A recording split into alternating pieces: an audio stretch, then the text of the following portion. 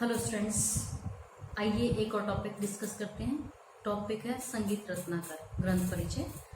संगीत रत्नाकर ग्रंथ की रचना पंडित शारंग देव जी ने 13वीं शताब्दी में की थी। इनके पिता श्री सोढ़ल जी राज दरबार में एक उच्च कर्मचारी थे, तो इनका लालन पालन, इनकी प्रारंभिक शिक्षा है वो राज दरबार में ही हुई। इसके बाद जब वे कुछ बड़े हुए तो इन्होंने संगीत से रिलेटेड कई जगह पर भ्रमण किया, जहाँ से भी इनको संगीत से संबंधित ज्ञान मिल सकता था, जानकारी मिल सकती थी, वहाँ पर ये गए, उन्होंने वहाँ से ज्ञान अर्जित किया। फिर कुछ संगीत से रिलेटेड बुक्स पढ़ी, उन्होंने किताबें पढ़ी, ग्रंथ पढ़ी, और उन ग्रंथ को पढ़ने के बाद इन्होंने जितना भी ज्ञान अर्जित किया वो ज्ञान इस ग्रंथ में इन्होंने समाहित किया। इन्होंने ग्रंथ में 7 अध्याय लिखे, जैसे रागाध्याय, प्रकरणाध्याय, प्रभाध्याय, तालाध्याय, नृत्याध्याय, वाद्याध्याय इत्यादि। इन्होंने भरत की तरह ही 18 जातियां मानी हैं, 12 स्वर माने हैं, संगीत की परिभाषा दी है इन्होंने अपने ग्रंथ में। इनके अनुसार संगीत क्या है? गायन, वादन, नृत्य, इन तीनों कलाओं का मेल संगीत कहलाता है, और गायन को सर्वश्रेष्ठ कला इन्होंने माना है।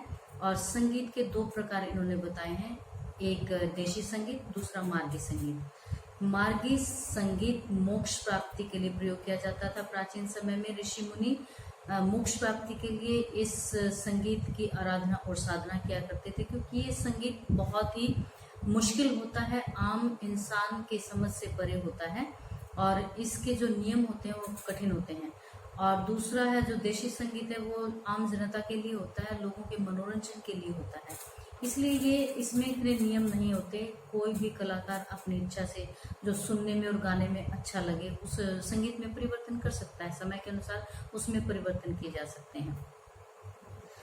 संगीत के बाद इन्होंने बताया कि वर्ण किसे कहते हैं, नाद किसे कहते हैं, नाद के कितने प्रकार हैं, और ताने क्या हैं, और मूर्छना क्या है, और इन्होंने रागों का भी विभाजन किया है, इन्होंने वाद्यों का विभाजन किया है। इस प्रकार से मेन पॉइंट्स थे, मैंने आपको पहले पॉइंट्स बताए, अब हम उनको डिस्कस करेंगे। तो हम अब आते हैं तानों पर। ताने किसे कहते हैं?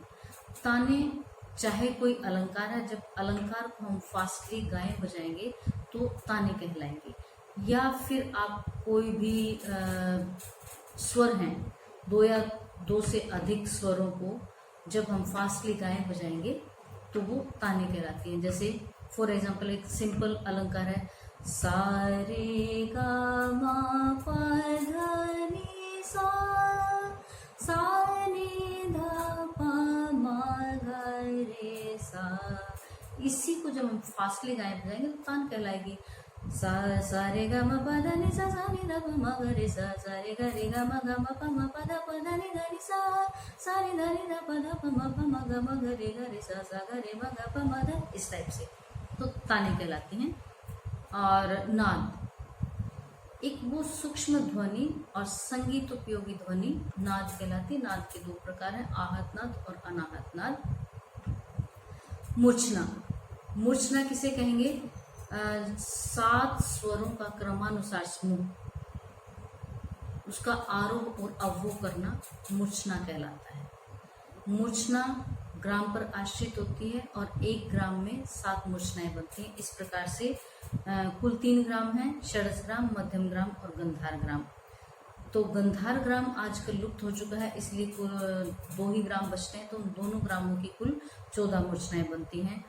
वर्ण और है, वर्ण क्या है? गाने की क्रिया को वर्ण कहते हैं, और वर्ण के 4 प्रकार हैं, स्थायी, आरोही, अवरोही और संचारी।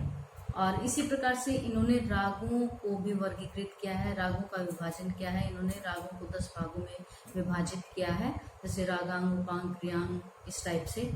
और वाद्यों का भी इसके अतिरिक्त, ये रागों का भी इसके अतिरिक्त इन्होंने स्त्री राग, पुरुष राग, नपुंसक राग इत्यादि रागों का विभाजन किया है। और इन्होंने वाद्यों का विभाजन भी उनकी उपयोगिता के आधार पर किया कि अवनद वाद्य हैं या सुशीर वाद्य, इस प्रकार से इन्होंने वाद्यों का भी विभाजन किया है। तो इस प्रकार से टोटल मिला के जितना भी इनको ज्ञान था इन्होंने अपने इस ग्रंथ में समाहित किया है। इस प्रकार से ये ग्रंथ एक बहुत ही महत्वपूर्ण ग्रंथ है। Thank you.